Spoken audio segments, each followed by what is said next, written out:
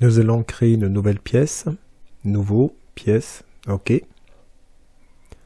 Nous allons commencer par une esquisse que je pose sur la vue de face. Je prends un rectangle, je tire, je ne m'occupe pas des cotes, des dimensions, je tire. Cotation intelligente, là je peux mettre les dimensions que je désire.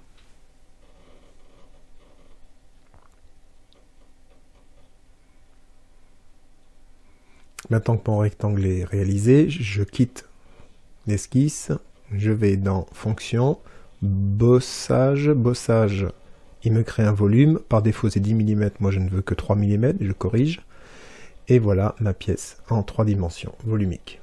Je reviens sur la vue de face, je vais créer une porte, je reviens dans Esquisse, esquisse que je démarre sur la vue de face.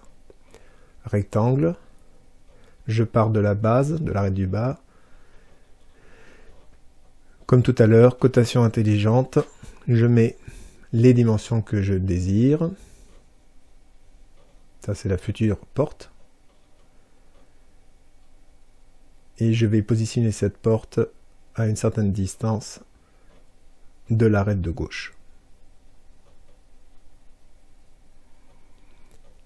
Maintenant que l'esquisse est terminée, je la quitte, je reviens dans Fonction, mais là, je vais enlever de la matière et j'enlève 3 mm, c'est-à-dire l'épaisseur du produit à la base. Et donc, j'ai forcément un trou. Vue de face.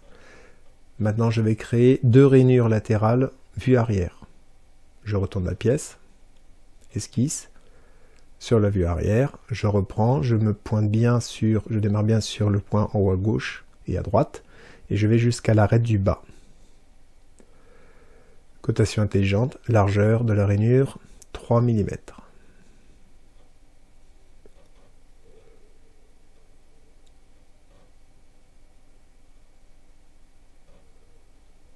Maintenant, Fonction, enlever de la matière, j'enlève pas 3 mm évidemment, mais je n'enlève qu'un millimètre, il en restera 2 pour pouvoir coller la cloison qui est à 90 degrés. Et voici donc ma cloison.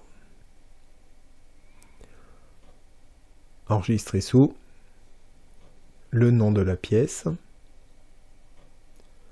mon prénom, ma classe. Et c'est terminé. À vous de jouer.